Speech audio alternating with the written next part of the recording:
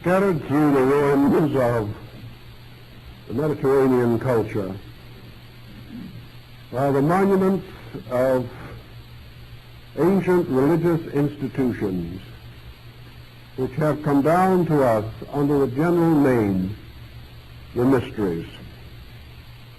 This term is universally accepted, and when not modified in some way, generally indicates the religious rites and ceremonies of the Hellenic states which we now call Greece.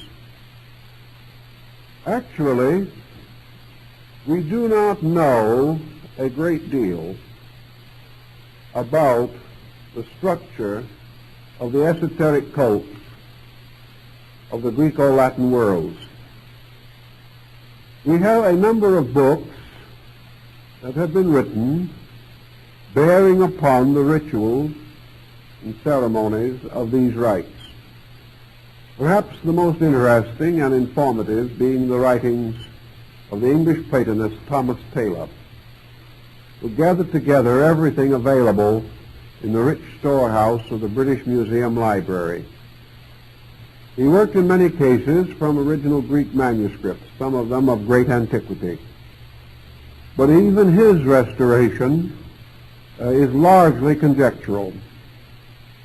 The very term mystery perhaps indicates the dimensions of our problem. That which is held mysteriously, that which was not communicated to the profane, that which was performed secretly, under oath and obligation, might very well remain obscure and defy the reports of history. One point we have that is somewhat encouraging and helpful. At the critical period of the early rise of Christianity, a great number of pagans were converted to the Christian faith. Among these were several brilliant persons of unusual attainment, and most certainly initiates of the pagan mysteries in their earlier lives. These men are almost in complete accord with whatever the mysteries of the Greeks were. They were not profane. These rituals were, as one of the early Christian converts declared, of the purest possible nature. There was nothing corrupt or decadent in them. They were solemn, sacred occasions, marked by solemnity of spirit, dignity, graciousness, beauty, and piety. We might assume that such would be the case, otherwise it is not possible that the greatest minds of the ancient world would have found in these rituals and ceremonies profound inspiration and would have had nothing ill to say against them. On the other hand, the great question that has burdened every interpreter and student of this subject has been what was communicated. What was the substance of the initiation ritual? We have enough information to know that several different incidents were united in the preparation of these sacred rites. One of the principal elements of the initiation was obviously dramatic. Certain parts of the rituals were communicated in pageantry, in drama, and by means of a narrative performed by actors. These actors were in almost every case priests, and they portrayed the various sacred persons whose religions and doctrines were celebrated on these solemn occasions. That these dramas were carefully staged and magnificently performed, we cannot doubt. For the Greek stage already had developed most of the machinery of the modern theater, and we have no reason to suppose that if the Greeks were able to present the magnificent dramas of Aeschylus and Sophocles, that they would have been deficient in anything necessary to stagecraft. We also know that the themes of these rituals were sacred legends, sacred stories, particularly in the great rites of Eleusis, the story of the abduction of Persephone by Hades, king of the underworld. Now we can well imagine that thoughtful and scholarly and cultured Grecian would appreciate such spectacles.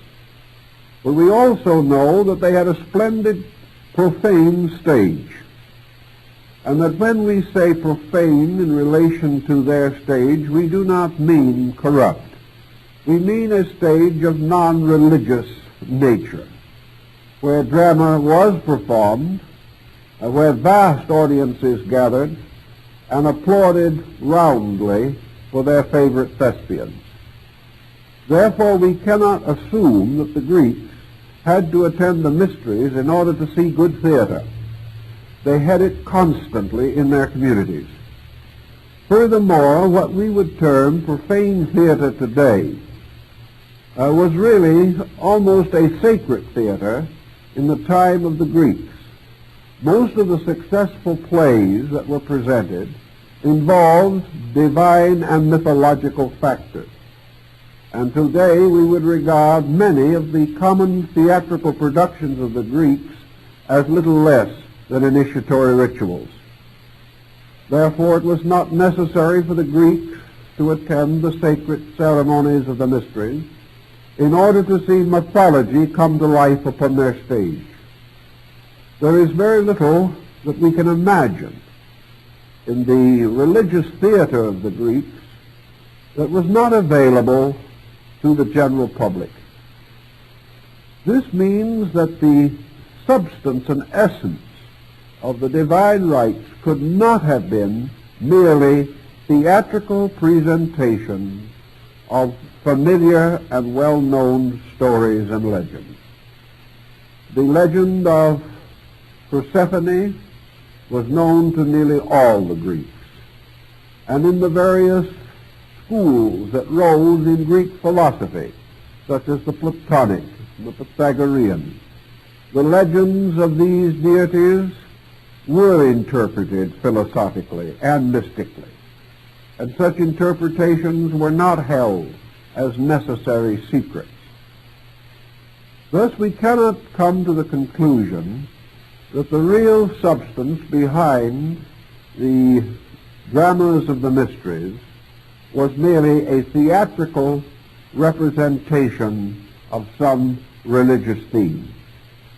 Now, the second element that we know did exist in these rituals were the exhibitions of sacred objects. Just as in the ancient Jewish religion, certain articles of great sanctity were reserved in the Ark of the Covenant and were only to be seen on certain most important festival occasions. So the Greeks had certain esoteric emblems, symbols of their origin, symbols of their faith, symbols of their great earlier religious and philosophic teachers that very well might have been specially exhibited at such a time. Also, the Greek mysteries arose from agrarian or agricultural cults of a greater antiquity. And it is reported that the Hierophant of the Mysteries at Eleusis at one time did exhibit to the assembled throng in the temple the growing shoot of wheat as an emblem of some deep spiritual significance. Therefore, that certain objects, not generally available to the people, perhaps only to be seen under such conditions, relics, perhaps even objects of talismanic or magical impute, might also be shown at these occasions. But here again, we do not have any solid ground for the profound veneration in which these rituals were held. Some of the early writers were of the opinion that it was in the mystery rituals that the Greek thinker came face to face with the Asiatic doctrine of immortality. Here we have something that perhaps we should ponder a little further. We know that the early Greeks had practically no clear insight as to the mystery of an afterlife. Perhaps we can liken them to most other nations of a similar antiquity. For in China, there was the belief that the deceased person went to sleep in his grave, and the objects that he might like or need were buried with him for his comfort in the afterlife. It was assumed that he was going to live on in his tomb in some kind of a strange magical manner. There was no concept in the ancient Chinese that this man would be rewarded or punished for his conduct in this world. He simply became a ghost or a shadow. This likewise was the attitude among the Greeks at the time of Homer, and it was not until the rise of the Orphic cult that we began to find some traces of the integration of a concept of the afterlife. It was also probably after Greek contact with Asia that the doctrine of immortality came to be more clearly defined, and this doctrine probably reached Greece from Asia through Egypt, where it began to affect the rituals of the Egyptian rites. Thus, we may say it is conceivable that some deep and important understanding of the mystery of life after death might have been communicated in the mysteries. Here again, however, there seems to be no justification for the peculiar secrecy in regard to these doctrines. We know that the doctrine of immortality was clearly enunciated by Socrates and also by Plato. We know that it was held by the schools of Greeks back at least to the time of Solon and Thales. Yet with the rise of the popular acceptance of the doctrine of immortality, there was no diminution of interest in the mysteries. Consequently, we cannot assume that the public instruction of the people on the matter of immortality could have in any way interfered with the peculiar mystery of the sacred rituals. Thus, it must have been something deeper and more important than this. The next possibility that has loomed is that the entire ritual was a highly psychological thing. That actually, as some of the early converted Christians have admitted, that the soul and substance of the great ritual was a form of Eucharistic ceremony upon which perhaps the high mass of Christianity was established. Here was a great religious Eucharistic mystery, a mystery presented largely through ritual, but containing, as in the case of the Christian Eucharist, the assumed presence of a miraculous factor, namely that in the ritual of Eleusis there had begun to arise the belief that certain rites and rituals performed in certain ways at certain times by certain persons had a virtue, power, or spiritual authority not possible under any other condition, and thereby justifying the assembly of the people and the various tests and trials which led to acceptance into the Eleusinian mysteries. Here again, however, we are on rather thin ground.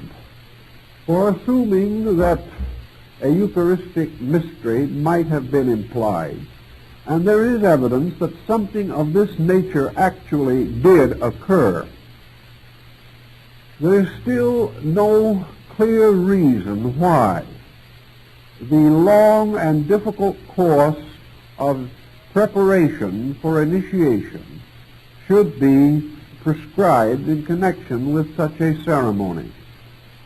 The student of the Greek mysteries, who was hoping that sometime he might become an initiate, passed through certain trials, tests, examinations, and preparations which would not apparently be essentially associated with any form of ceremonialism. For example, a promising young man who hoped to become accepted into the mysteries was first of all examined by his tutor, or by whoever was his ordinary and common instructor. That is, the equivalent of the modern schoolmaster in the community where he dwelt. He was tested in all the common forms of knowledge. The test seemed to suggest an entry examination into a scholastic institution.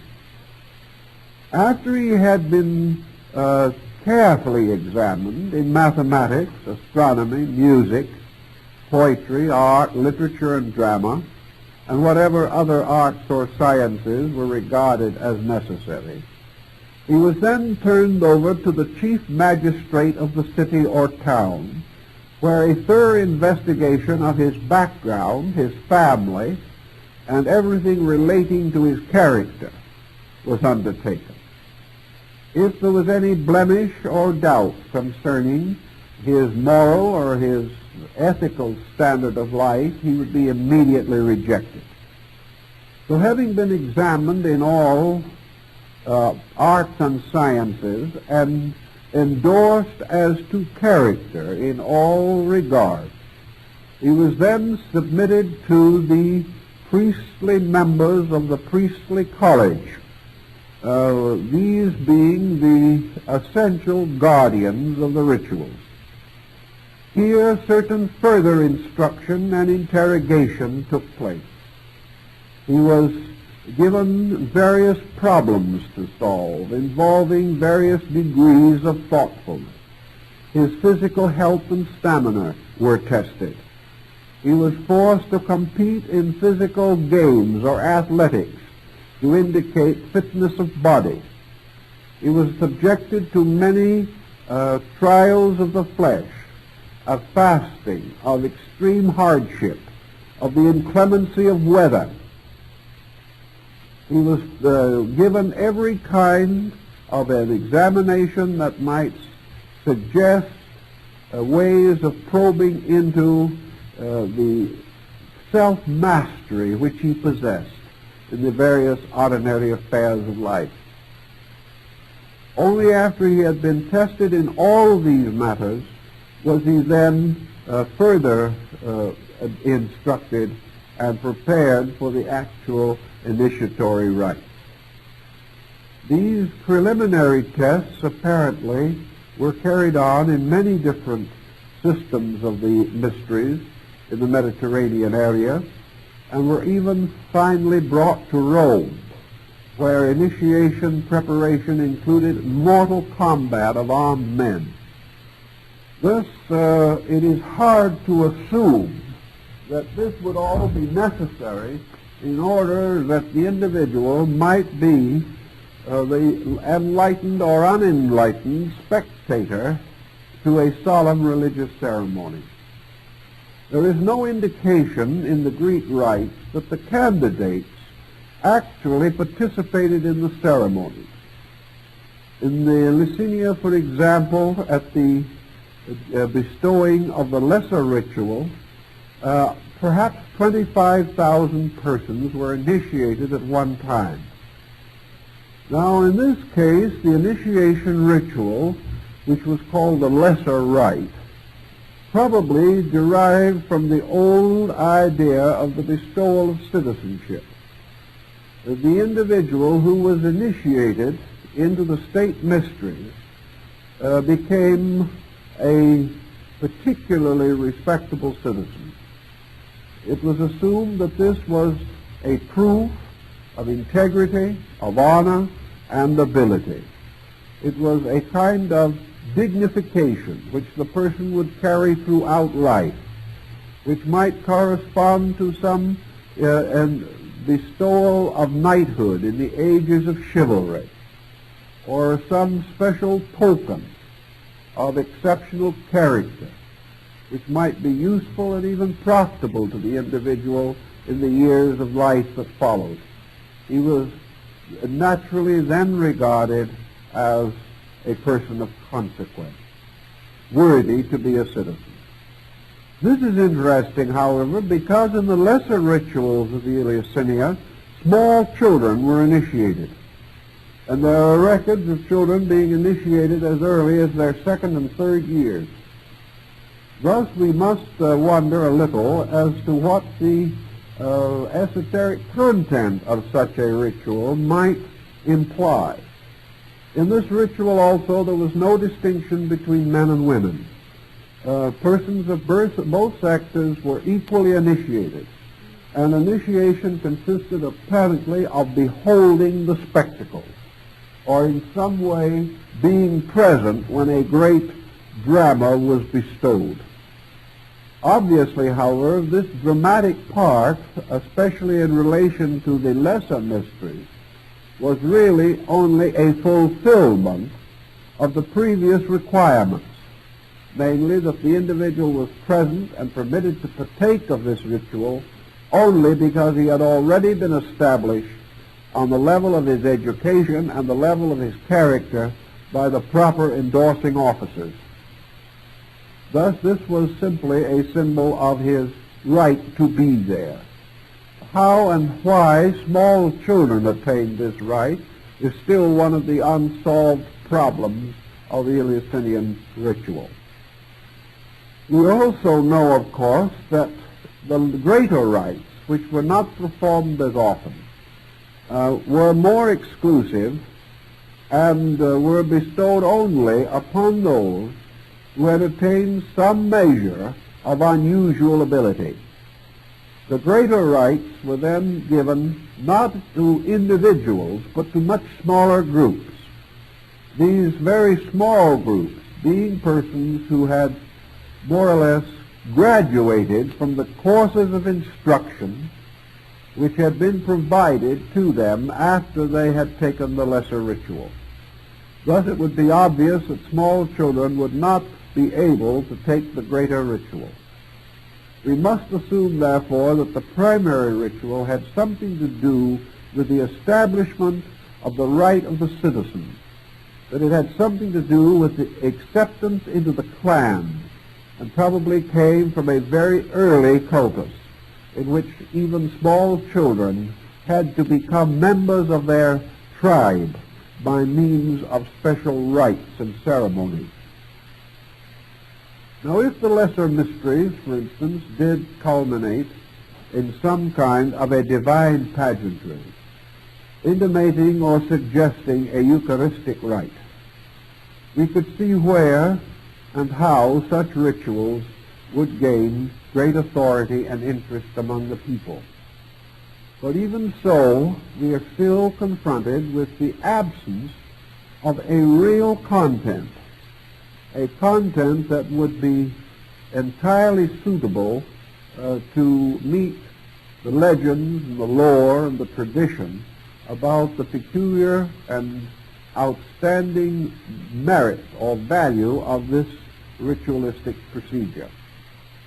We gain one slight insight into this from another phase of our problem, namely the idea that these rituals were attended by some form of profound emotional exhilaration, that some strange ecstasy possessed those who participated in these rites.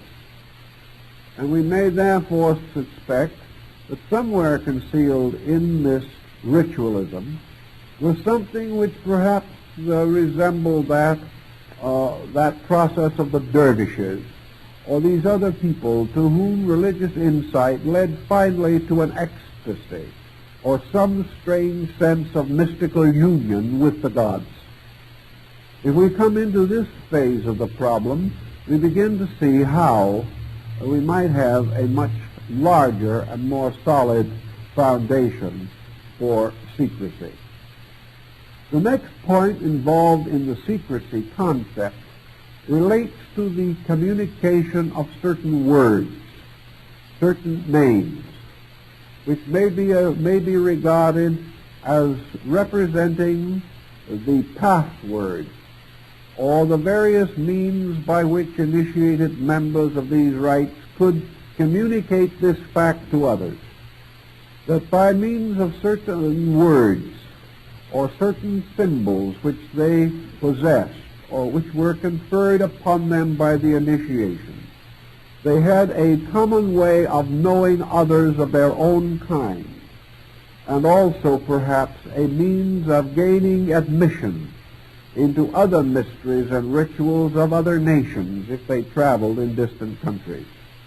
It is apparent that such occurred in the case of both Pythagoras and Plato, for by some means, generally assumed to have been their initiations, they were welcomed into the temple sanctuaries of many far and distant peoples.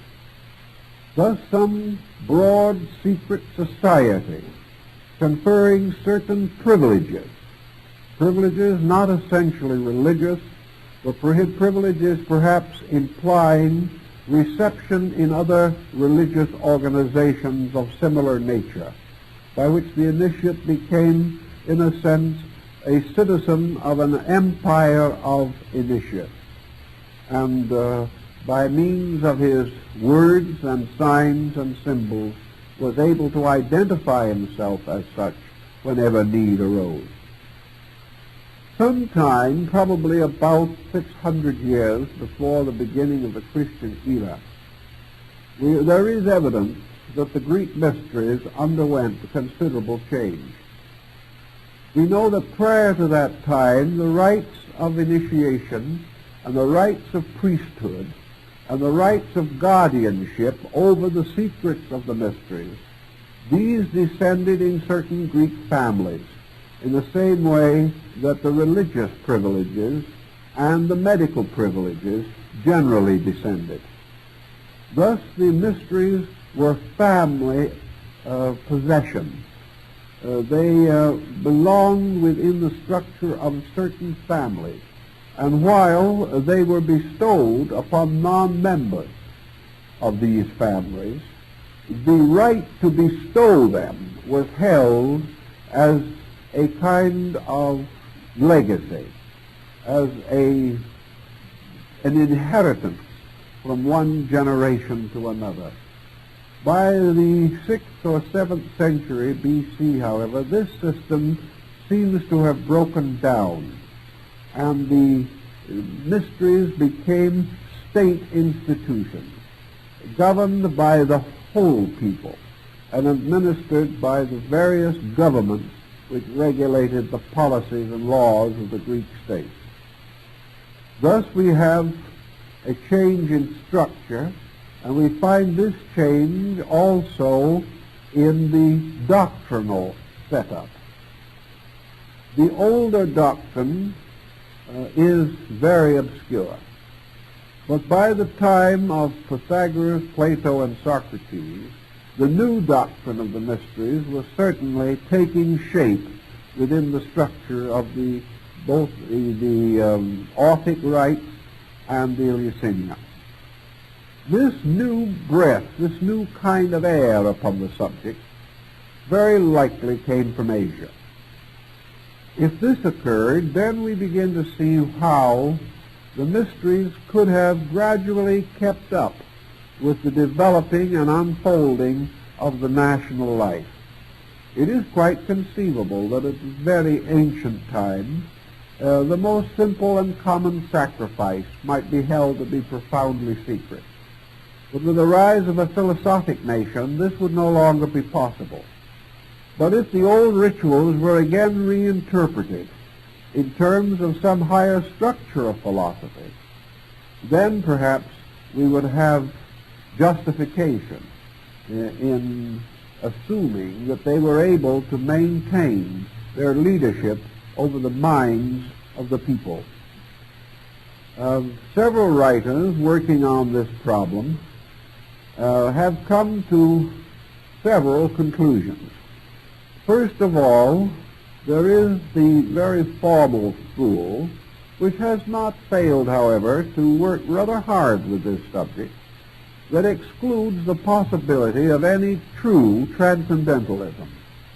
This matter-of-fact school insists that the existence of the mysteries as secret societies long venerated was sufficient to permit their perpetuation without any real or clear meaning, and that membership or initiation was such an honor in itself that this sufficed and was the only reward that was needed.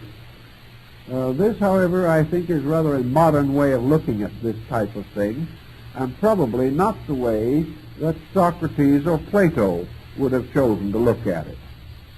The second attitude was that the followers of these rites, because they were in the presence of the traditional religious system of their people, presumably bestowed in the beginning by the gods themselves upon the progenitors of their nation, that these rites and ceremonies were held in such great sacredness, and the various legends and myths were held to have such strange and profound meaning, that scholars and philosophers were perfectly willing to accept the rituals as Kabbalahs, as possessing within them many kinds of meanings, and that students in every walk of life would endow these rituals with their own understanding, and in that way would attend and be initiated on the ground that they would be in the presence of a great knowledge if they could interpret it, if they could discover it. For in some way these rituals perpetuated the original instruction given by the gods at the beginning of time in the establishment of their cultures.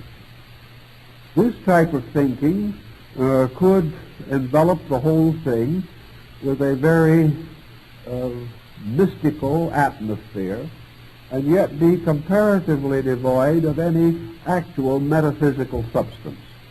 It could all be interpretational, it could all be glamour, it could all be religious enthusiasm. There is a parallel for such an attitude in many faiths of the modern world, where although these faiths are deeply regarded and deeply respected and strongly supported, there is really nothing that really suggests a profound mystery, except that the believer, believing that these things are sacred, derives from his own believing a certain assurance, a certain security, support, and strength in time of trouble. This could be the answer to the Greeks, and could be the answer even to the perplexed mind of Plato, who might regard himself as by far too involved a thinker to experience the direct participation in a simple faith which brought great benefits to the devout believer. The third group of interpreters are forced to assume that there was something beside and beyond all that we have suggested, and that this something had to be really important. To be really important, it had to involve some kind of knowledge or experience that could not be otherwise attained. Assuming that all knowledge can be communicated, it becomes obvious that in the course of over 15 centuries in which these mysteries flourished, that some could have attempted to expose them, and probably did, Yet these exposés came to nothing. Even Socrates was accused of exposing the mysteries. And Aristophanes, in his play The Frog, was accused also of taking something from the sacred rituals. Actually, however, anything that could be taken in this way and adapted to a play or embodied in a dialogue could not have been the true substance of these rites. And the Greeks themselves, undoubtedly, by the time of Plato and Socrates, had a fair knowledge of any common subject that might have been considered within these mystery rituals. In fact, a large part of Greek philosophy seems to have been built upon interpretation of these legends and fables, perhaps in the light of the Eleusinian formula. But these interpretations did not, again, lead to the decline of the mysteries. They had something else, apart and separate from all these elements which we have discussed. We also know that in Egypt and in India, China, and on the mainland of the Near East, there already existed institutions dedicated to the advancements of knowledge by truly mystical, metaphysical, or esoteric means. And while the students of the Greek theory will regard the word esoteric as little better than a bad word, the fact remains that there is no reason to doubt that the Greeks could have been part of this complex of schools of thought that were directly working upon problems that we might call today problems of yoga or Vedanta or Zen or something of that nature. We come gradually to the conviction that whether these things were taught to the multitudes or not, the hard core underneath the Greek mystery must have been something essentially valid and valuable. We also have every reason to note that the Neoplatonists who attempted the restoration of these mysteries did so on an entirely mystical level, that their philosophy dealt primarily with theurgy, which was the transmutation or transformation of knowledge into an energy for the vitalizing of the consciousness of the soul. Thus, if we can assume that underneath the Greek ritual there was this same element that has always been beneath the surface of religion since the dawn of time, then the Greeks would be perfectly understandable and explainable in the light of the common world attitude. We know that such mysteries were practiced among the Jewish people. We know that the Sod, or the Assembly of the Enlightened, was a very important body within Jewish metaphysics. We know that the pre-Islamic cults of the Near East had their esoteric doctrines. So did the Chaldeans and Babylonians in the valley of the Euphrates. We know there was magic and mystery in the rites of Egypt, and of course in all of the great systems of Asiatic culture. Assuming then, as Pythagoras has given us sufficient insight to permit us to assume that the Eleusinian mysteries were not a unique attitude, but were really only part of a distribution representing a culture level, then Pythagoras would have been correct when he said that having visited India and been initiated into the mysteries of the Brahmins at Elephanta and Ellora, and having in all passed through 21 different religious institutions by initiation, returned and said that they all taught the same thing, and that this same thing that they taught was the same that the Greek mysteries taught. If they all taught the same thing, it is almost inevitable that we are dealing with some form of basic metaphysical equation. Otherwise, certainly, Pythagoras could not have included early Brahmanism with its mass of metaphysical speculation as being the same as the initiation rituals of the Greeks. If, therefore, we are dealing now with what seems we must deal with, the presence of an esoteric factor, we get into a very deep and mysterious and complicated region. We know, for instance, that among the Greeks came into existence most of the arts and sciences of Western culture. We know that the Greeks were master mathematicians. We know that they established the foundations of music and astronomy. We know that they were leaders of the world in rhetoric, in logic, and in many other branches of learning. These forms of learning all apparently originated in the temple. All of the greater initiates were men of unusual scholarship, and nearly all of the great scholars of the Greeks were initiates. This seems to suggest that in some way the arts and sciences of the Greeks must have arisen from certain speculations held within the temple, or practiced or revealed through the temple ceremony. And there is also much to suggest that in these ceremonies anything that was known in arts and sciences would have been used as adroitly and skillfully as possible to advance the general purpose of initiation.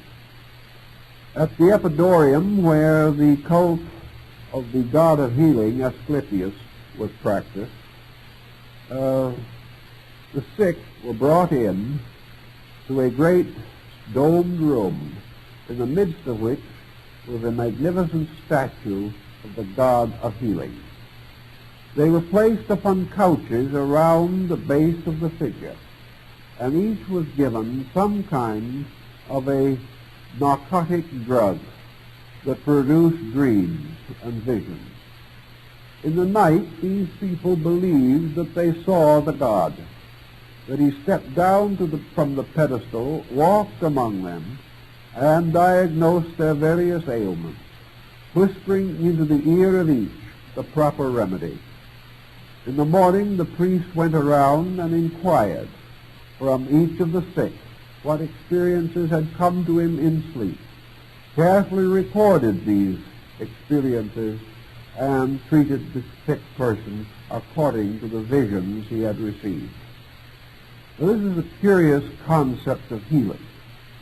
And yet, according to the ancients, it was amazingly successful. We can only assume that the Greeks had learned that somewhere in the subconsciousness of each individual is the power to diagnose his own ailment.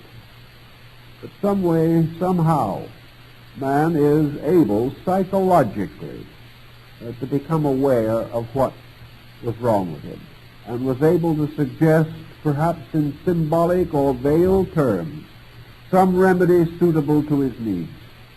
Having suggested this remedy, and convinced that the remedy had been given to him by the god, the patient taking the remedy was immediately helped.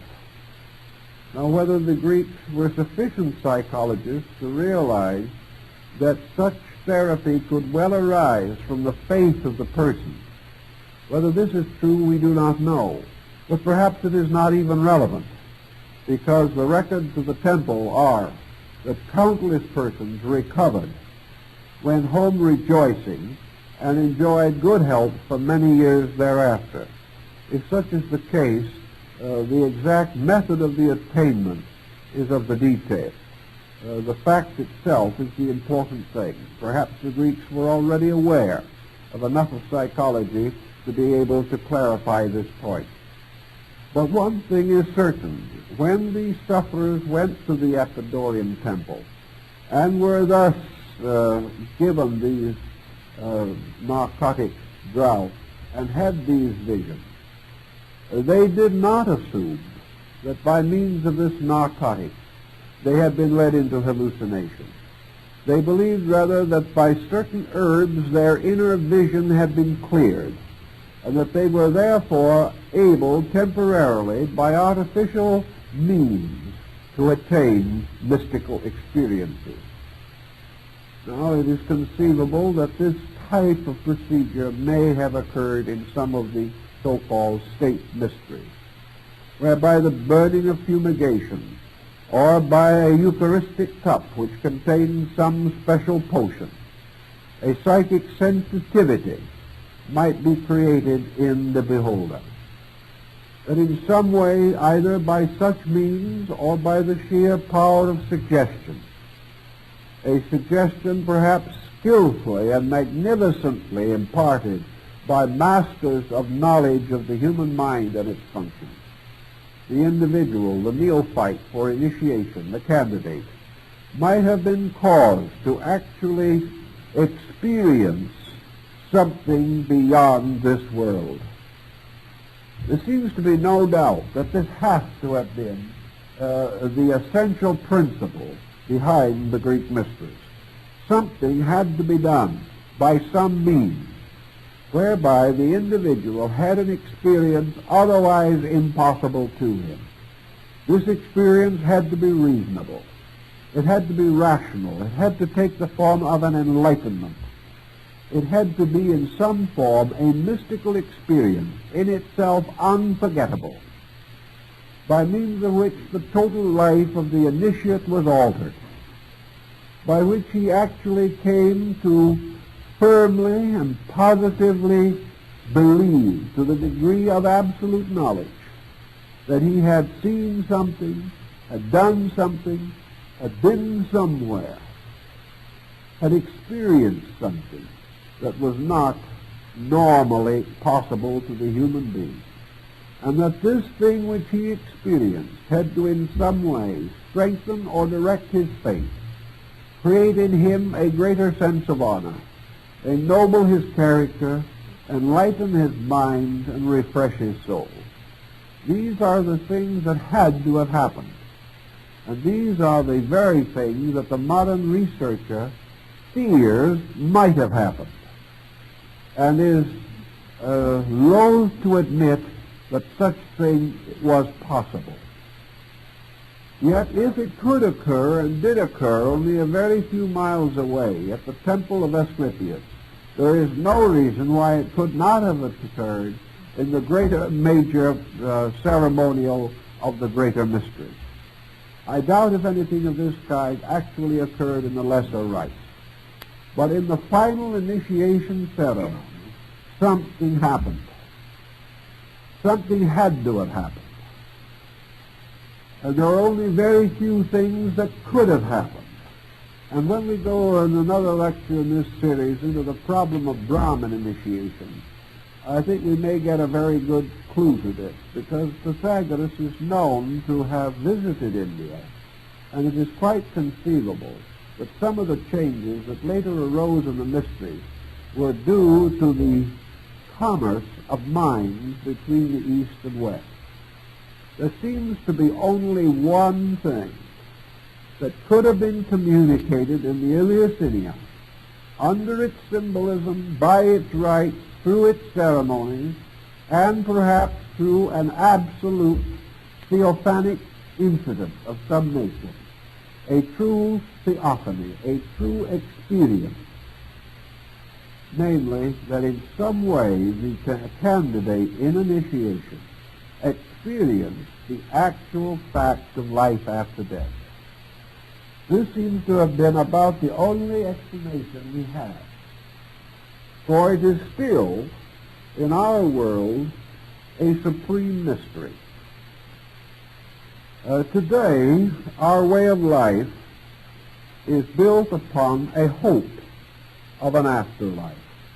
There was a hope of an afterlife in the time of Plato and Socrates. Socrates was not sure of it, but rather optimistic. Plato was convinced of it.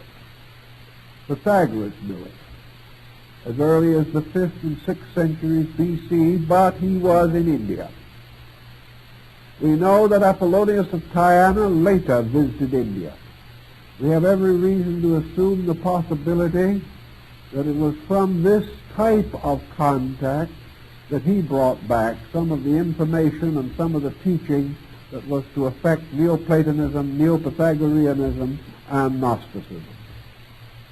But if in the Greek rituals, the myth of the dying god, the myth representing the death and resurrection of Attis, for whom, as for Adonis, the women wept at the gates of Jerusalem, if the mystery of the death and resurrection of the god was in some way closely associated with the mystery of the death and resurrection of human consciousness, then we have the element of a great Eucharistic mystery.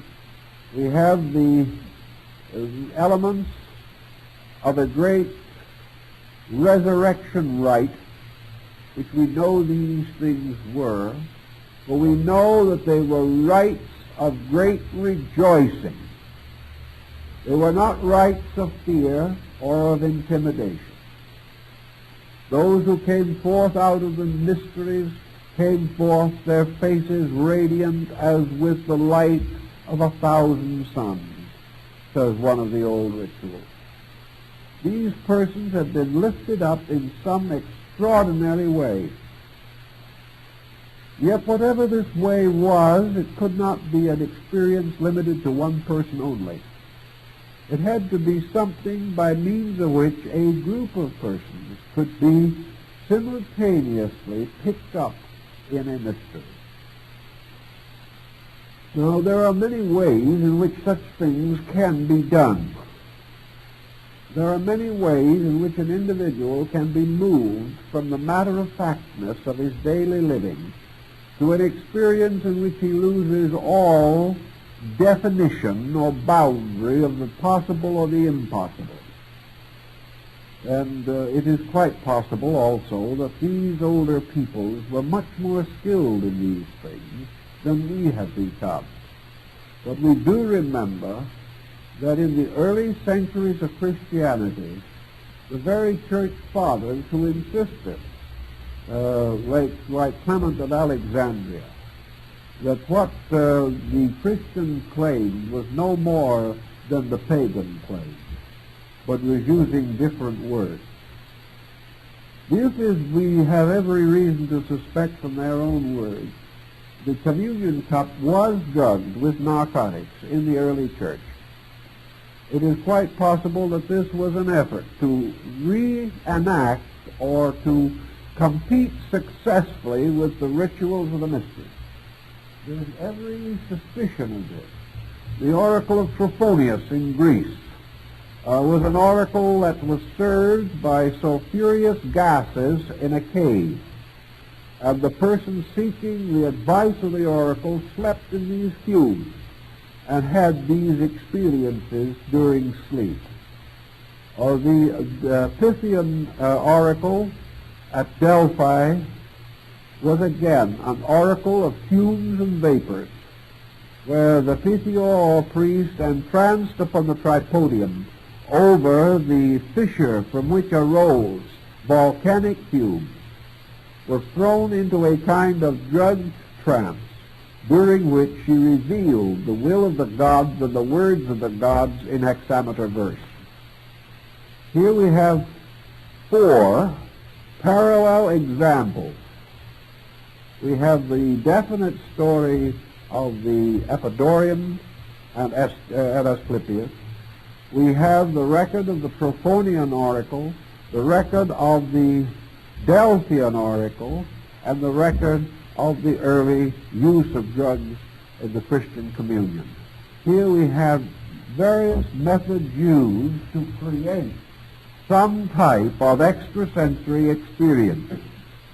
We know that the Druids of Britain were very skilled in anesthesia. We know that the Greeks and Romans used anesthesia, and that it was later forgotten and to a large measure rejected by early Christendom. was that these people actually performed surgery under anesthesia, and that therefore they did know the operating of narcotic drugs. In any event, let us say there are many ways in which a trance, a hypnotic state, a mesmeric state could be induced. The dactyls of Samothrace were able apparently to create various magical results by means of magnetized wands and the use of lodestone. The legends of antiquity abound with mystery. But whatever occurred at the Greek rituals would undoubtedly have been of the highest and most advanced type known at that time, perhaps far in advance of anything that we have been able to recover in the forms of lost knowledge even today. Supposing from the rituals and mysteries of Pythagoras, the Greeks had learned how to control human consciousness by music alone. This is quite possible. We are beginning to sense the possibility of it. But supposing by the knowledge of music they were actually able to create trances, that they were actually able to variously affect the internal consciousness of the human being. Or let us say for a moment, another Pythagorean experiment later revived and worked on, color therapy. The idea that by color and by the use of lights, reflectors, and similar things, the consciousness of the individual could be reached therapeutically and psychically. Also, let us remember that primitive people from all over the world have united in discovering the tremendous psychic power of rhythm, how through their simple jungle drums and things of that nature, these primitive peoples have been able to throw themselves into an ecstasy which carried them out of this world into a strange trance-like existence.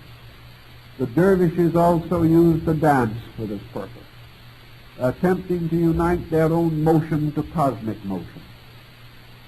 Supposing our Greeks also knew the power of sound, knew the mysterious vibratory rates of sound, and combining all these and perhaps other things that we do not know and have never been able to restore, we're able to involve this psychological machinery into the rituals of initiation.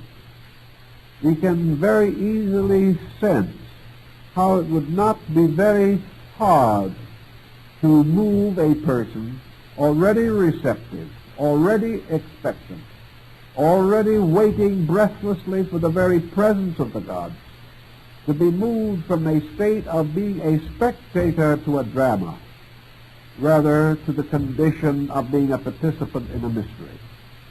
These things have happened in private case many, many times, and we have no reason to doubt that under the skillful knowledge of highly informed persons, almost any mood or state that was desired could be conjured into existence.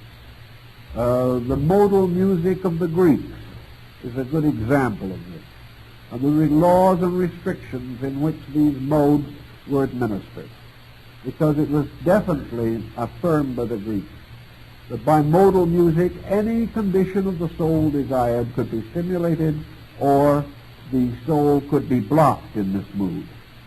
And also it was held that by music any building in Greece could be destroyed simply by vibration. Perhaps here we have the secret of the blowings of the trumpets around the walls of Jericho.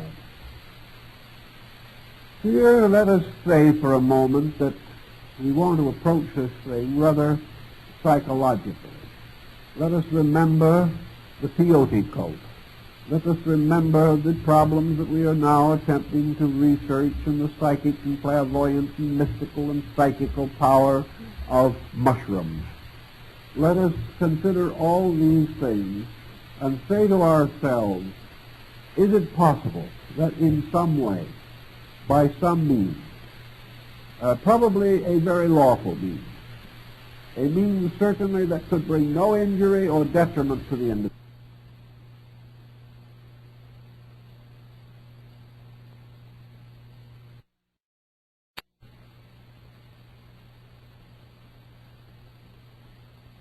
mathematicians. They were physicists in a rather simple way. They had already developed their knowledge of the atomic theory. They had many forms of knowledge. Knowledge would not have overwhelmed them. Even the discovery of some wonderful truth about science or art would not have changed the course of their lives profoundly, nor would these changes have been of great value to all of the initiates. Some of them might have founded schools, some might have become great and learned persons, but a percentage of these Eleusinian adepts simply returned to their own lives, to the commonplace things of their existence, but as new people, as in some way wonderfully spiritually strengthened. There doesn't seem to be any concept that we know of that could have produced this change unless it had been the actual experience of the one thing that all men fear, and that is death, or about which there is this inevitable sense of doubt, a doubt that more or less weakens our activity while we live, and a doubt that sends us with uncertainty and a certain amount of tribulation into the afterlife. All rituals of initiation, as we know, are based upon rituals of death. We know that the Egyptian rites were based upon the fact or the idea of a deceased person being led through the underworld. The whole concept then seems to be that the neophyte receiving initiation was led through the realms of the dead and brought back to life again. Once having passed through these mysterious realms, whatever they were, and for all practical purposes, there is no real value in even trying to find out what these realms were. The only thing that was of immense value and immediate value was the experience of the individual of having a life apart from body.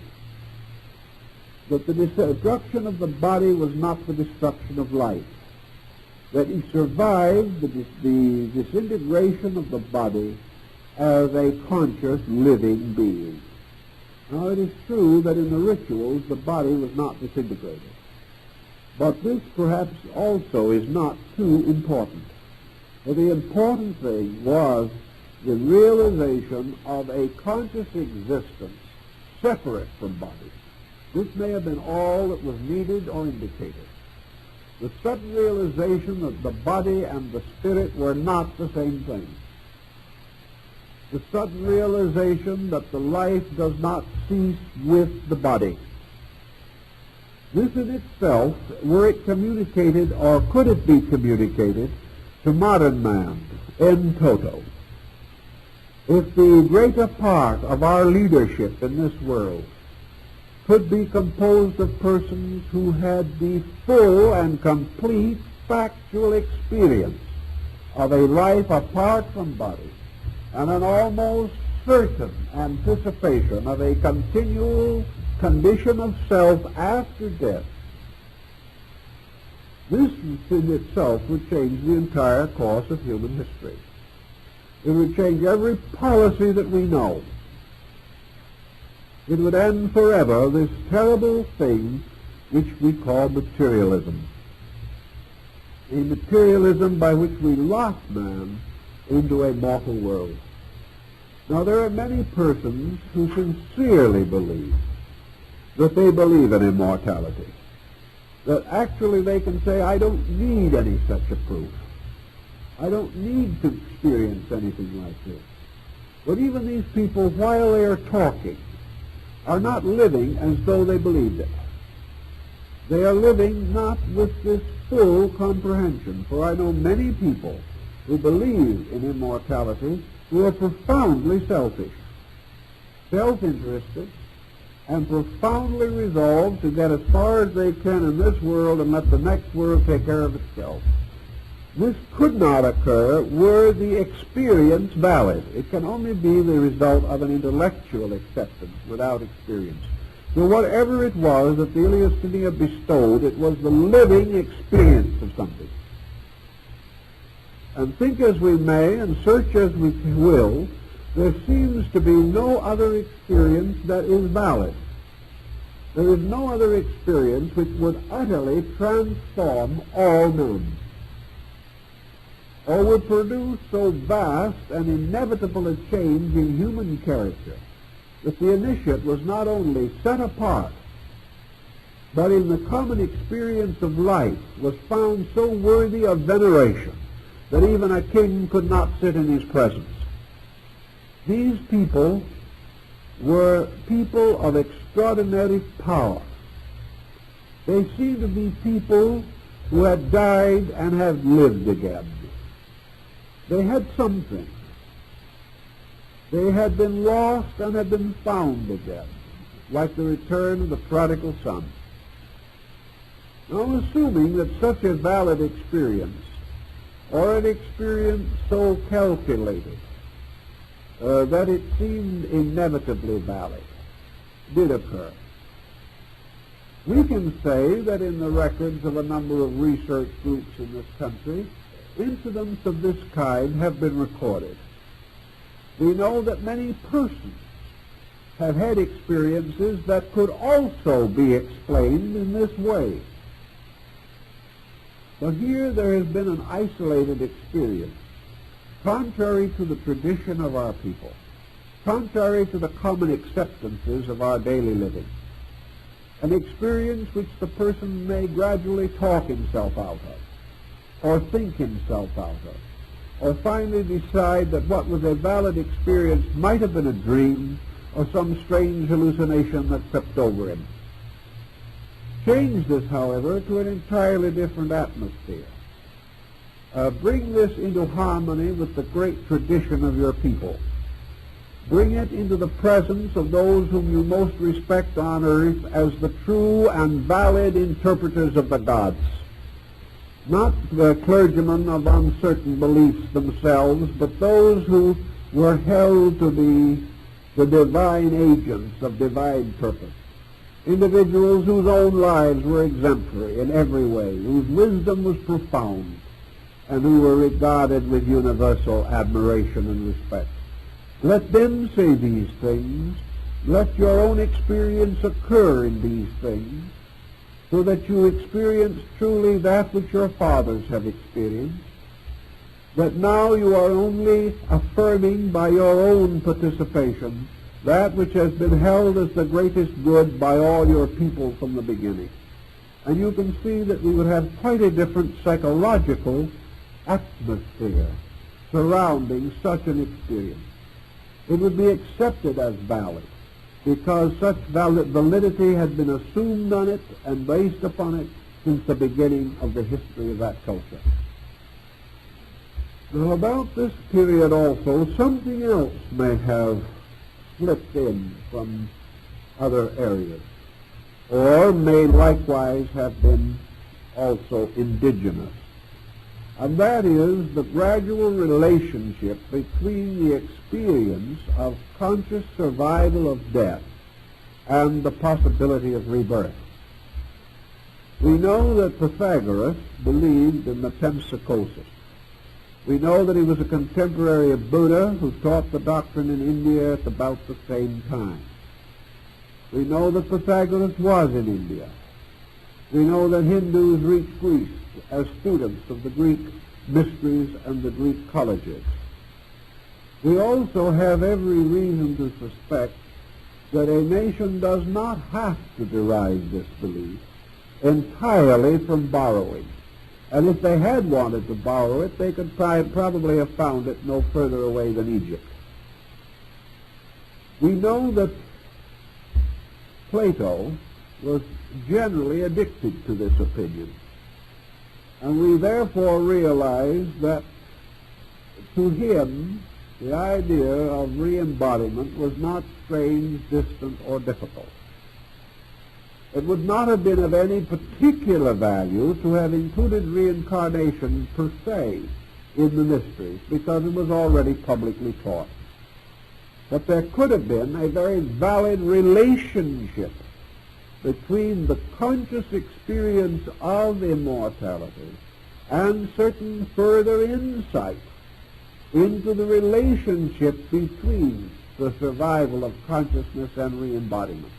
Here we would come into a more complicated and advanced field, from which we might gain greater insight, and which might well lead the student of a great philosopher to seek out the mysteries in order that he might receive additional insight.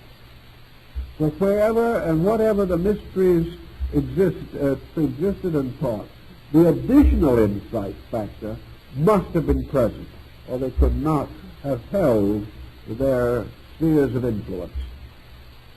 Now, if we wish to assume that the Greeks did create the experience of conscious separateness from the body, that also they probably taught in their rituals the metempsychosis, or the sequences of rebirth.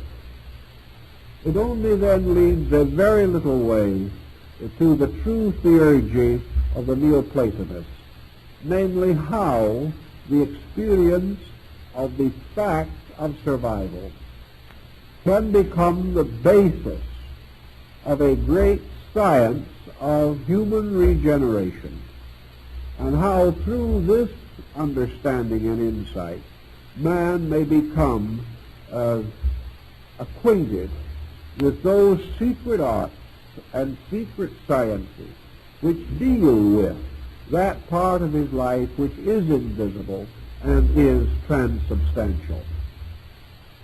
We then might very well come into almost any of the concepts that we find in Yoga, Vedanta, and then again disciplines for the increase of man's ability to experience liberation from one world and transcendence in another.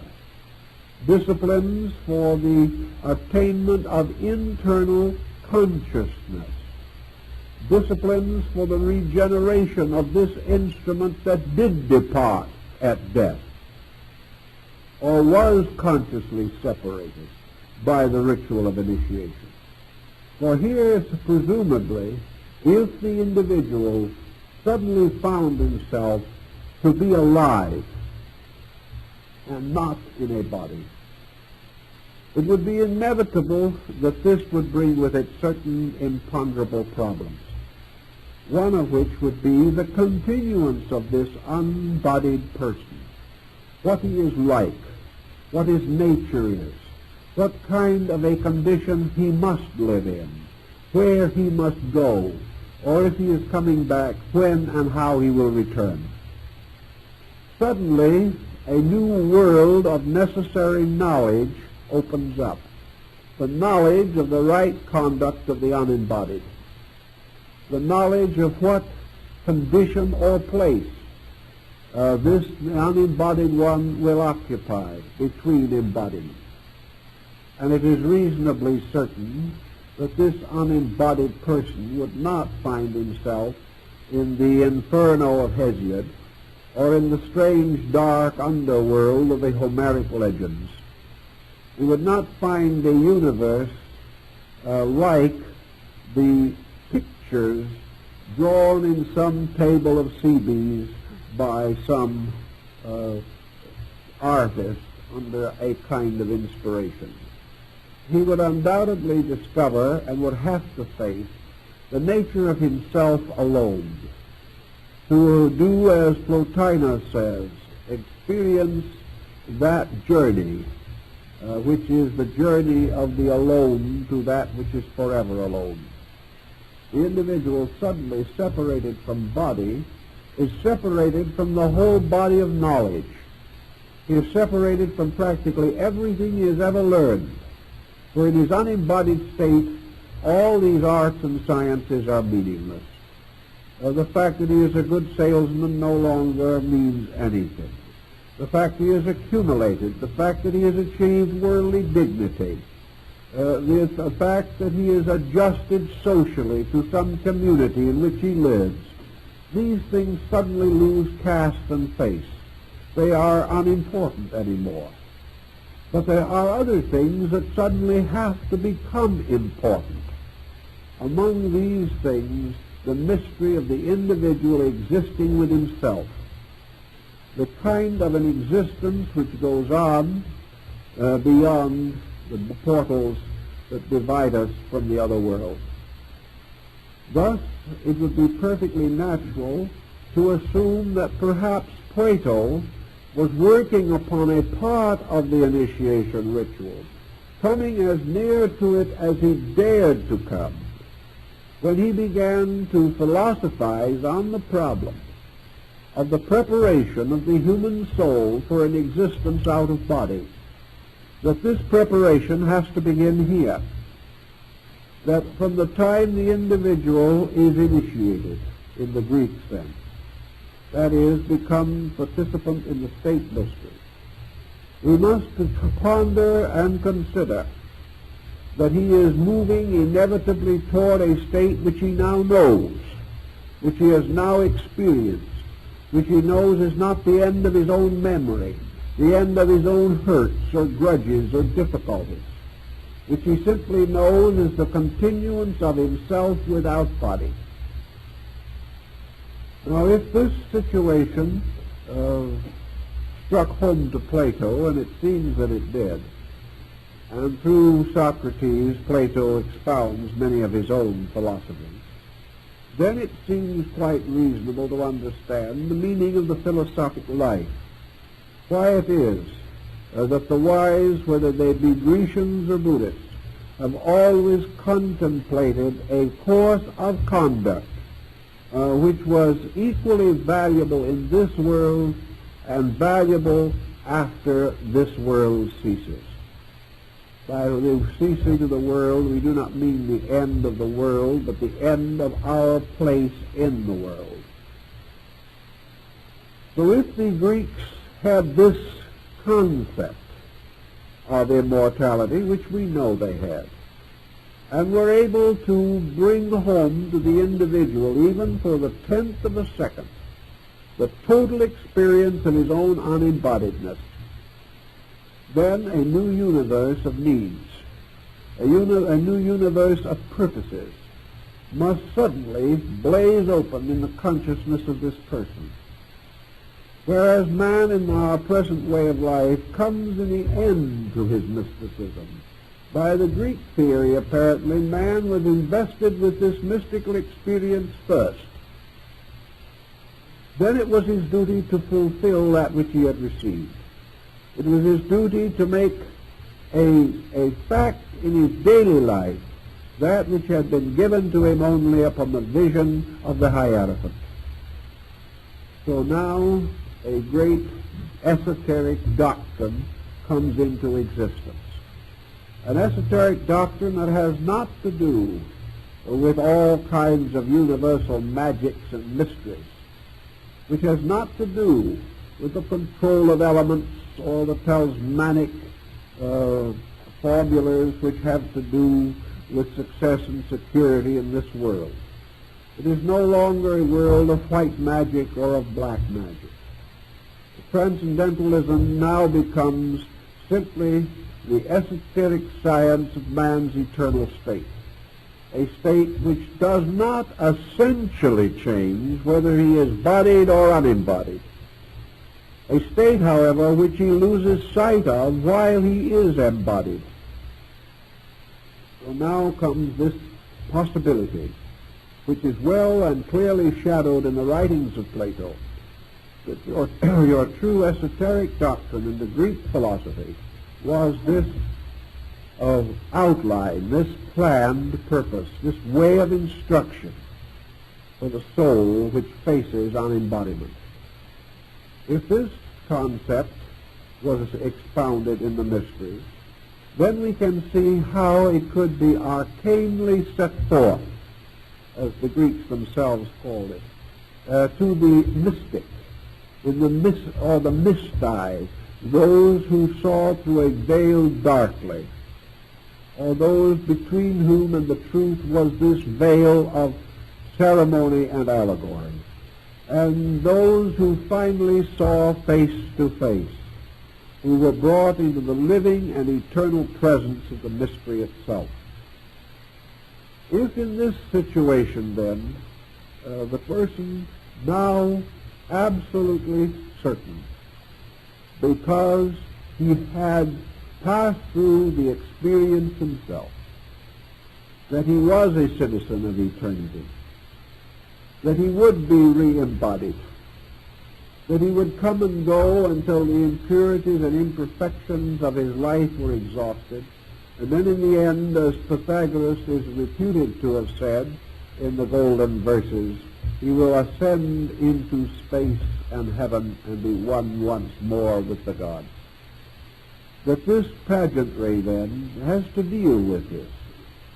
That it has to deal not only with survival, but with the state of consciousness in survival. Perhaps the condition the individual occupies here has something to do with the way he is going to feel, the degree of light or darkness which will be within his nature when he is unembodied. Perhaps the Greeks would tell us, as Plato did, that if the individual departs from this body totally unenlightened, without any contemplation or consideration for the mysteries, without any striving within his own nature for improvement or self-discipline or self-direction, that in this other state he might very well be utterly confused, wandering, limping, like Corey searching for her daughter, unable to follow a straight line, obscured, or as the Greek fable says, the soul coming out of the body intoxicated with worldliness. That instead of rising serenely from this body, it is in a drunken stupor. It is unable to exist clearly. It is unable to orient itself in this other life because it has never oriented itself in the mortal life. Whereas, on the other hand, the soul, purified in life, already contemplating its own immortality, aware of the principles, the underlying, the cycles of life and death, and having achieved certain disciplines and temperances of itself, achieves the initiation, in which the soul separates itself from the body, rather than the body separating itself from the soul. The soul, therefore, in conscious freedom, achieving its own tranquility and equilibrium in space, and thereby enabled to proceed along whatever mystic course shall lead to its fulfillment. Thus, in the Greek rites, I think the real answer lay in this discipline for immortality. That in some mysterious way, these rituals either actually produce this phenomena or so skillfully represented it through some artificial means that as far as the candidate was concerned, for him it was a certain, solemn, and inevitable fact. Something that he no longer could say, I think, I hope, I believe, I wish, but would be forced out of honesty to his own nature to say without equivocation, this I know. If this knowledge of immortality was then conferred, the individual inevitably began to contemplate a universal destiny. He was no longer bound within the narrow circle of things. Now, what did he see beyond this? Did he actually behold, as Apuleius says, a blessed spectacle? Did he perceive unfolding around him the universe of causes? Again, from the visions of Plato, we gain some possible insight in this. It is quite conceivable that in this moment of freedom, man beheld the mighty hierarchs of the world, that he beheld these very things that St. Paul describes in the blessed visions of those who are the firstborn of them that sleep, and those that sleep are the uninitiated.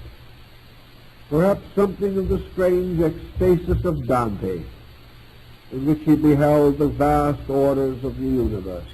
Perhaps in that moment in which consciousness was relieved of the limitation of matter, the individual experiencing his own survival experienced also the blazing testimony of the spheres. Perhaps a world of vibration, of energy, of light, color, sound, form that we know nothing about suddenly became reality. Perhaps this was the abode of the blessed gods. Perhaps he then beheld these gods as the radiant principles they are, suspended like effulgent blossoms from the heavens. Whatever may be the ceremony, it is known that of this the initiate would not speak. We can understand why he would not speak. We can understand that to those who did not possess the insight, speech would be useless, he would merely be turned mad.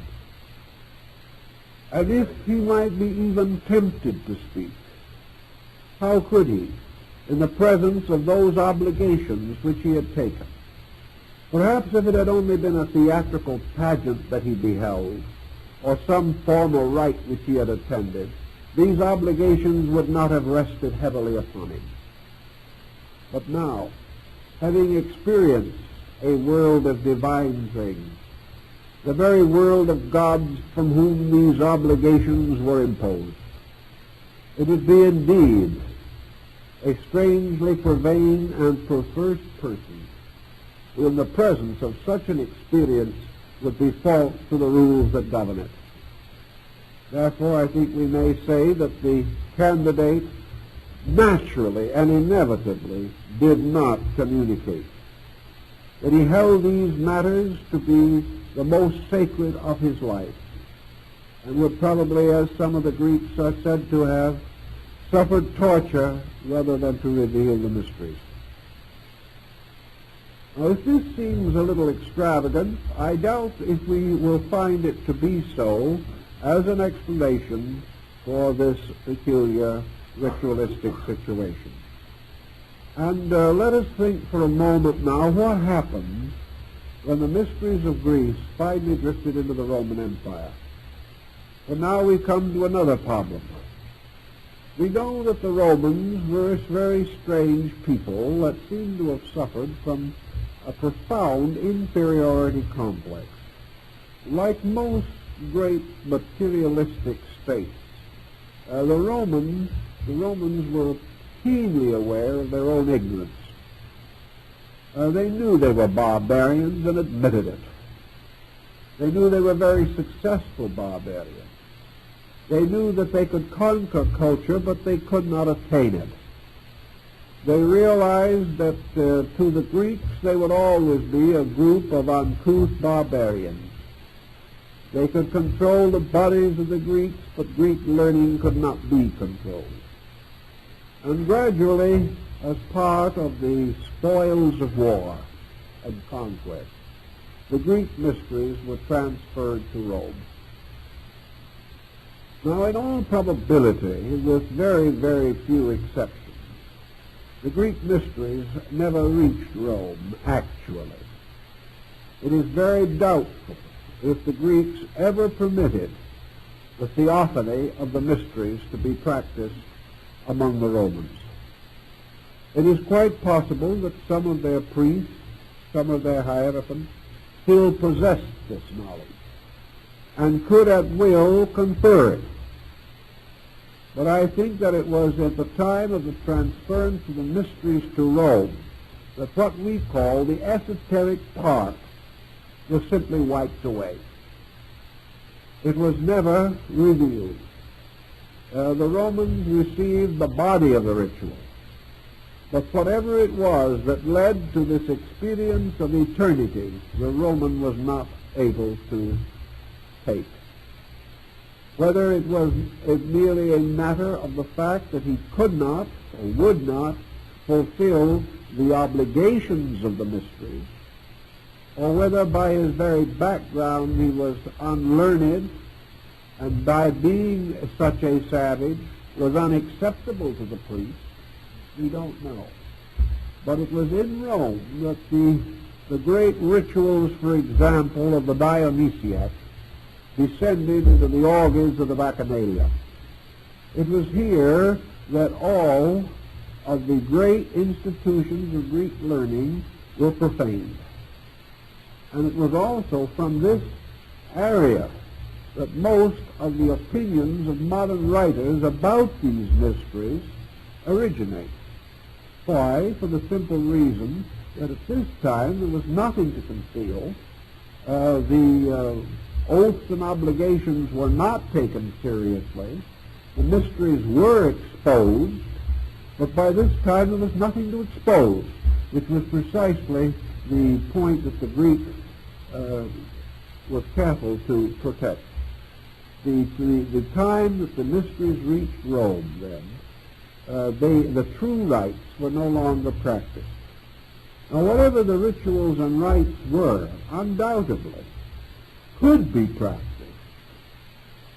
if the need arose, at least for a time, although it is possible that with the passing of several centuries the secrets died out.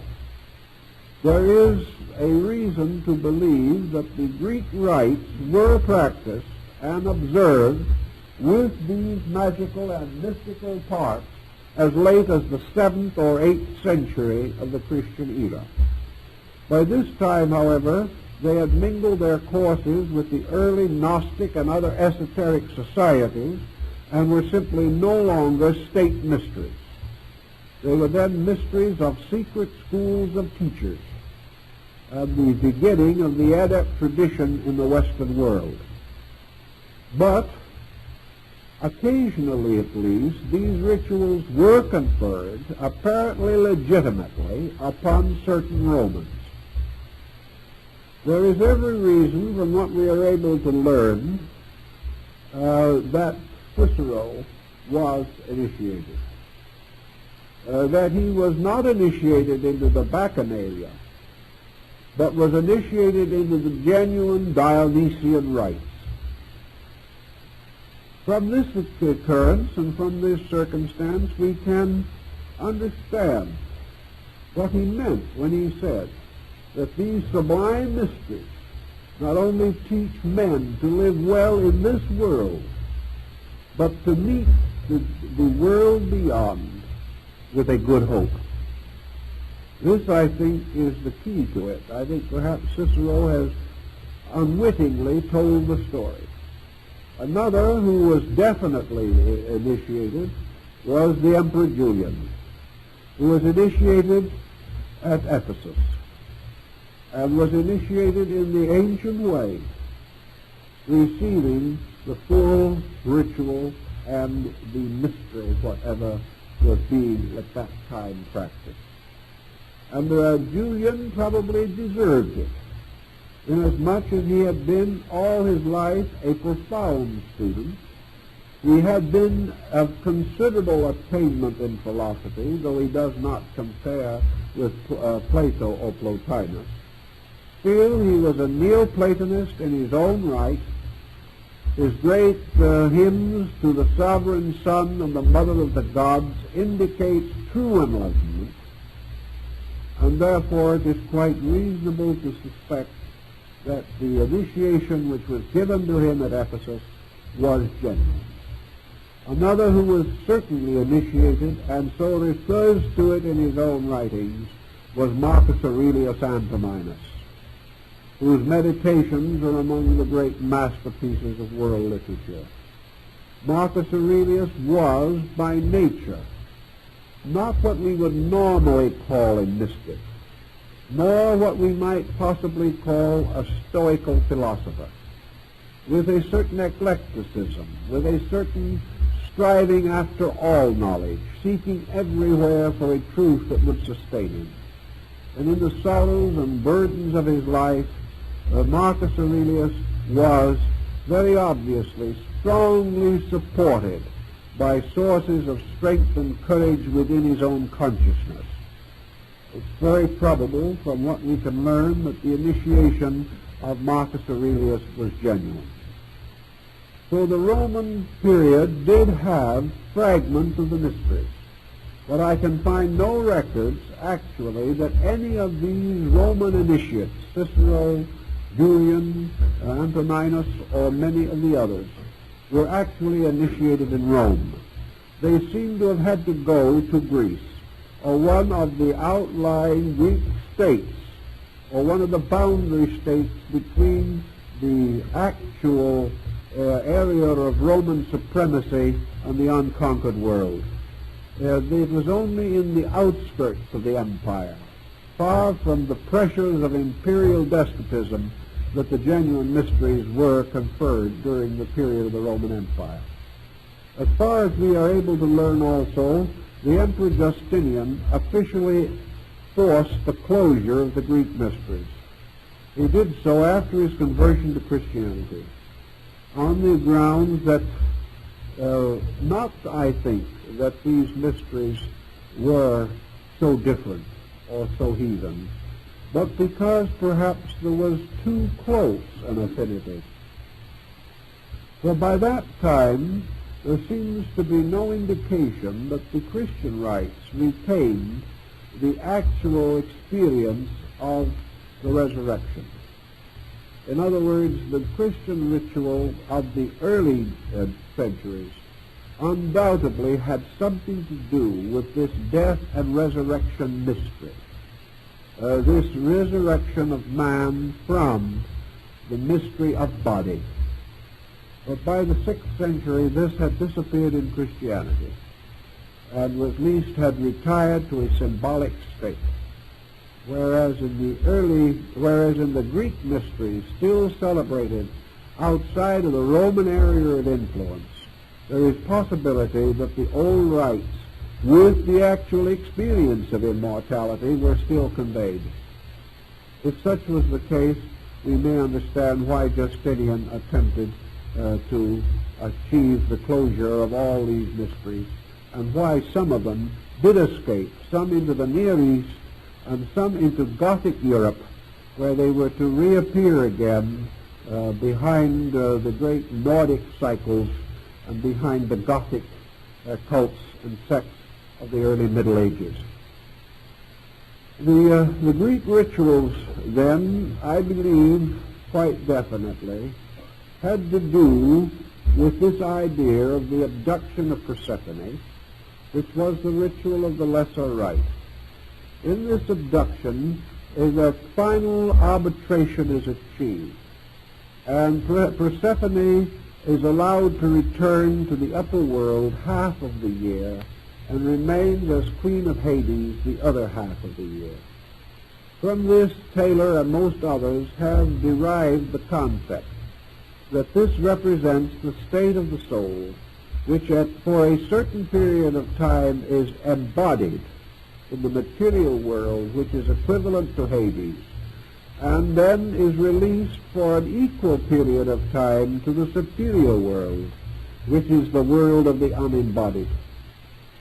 Thus, this arbitration places the soul in a cycle of necessity between embodiment and non-embodiment, which seems to be the burden of the legend of Persephone and her abduction. The greater ritual has to do with Kore, or Ceres, the goddess of the harvest. It has to do with the mystery of the grain sheaf, the very same grain that was held up by the Hierophant of Eleusis as the symbol of the Mater Deorum, or the Mother of the Gods.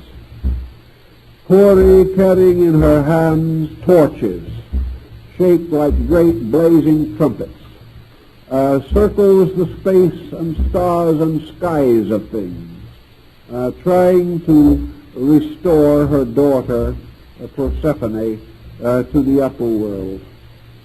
She is desirous above all things that her daughter shall be relieved from this partial imprisonment in the realm of Hades, and shall come back forever to abide with the gods, because she is the goddess of spring, and when she comes back, all things become green and young again.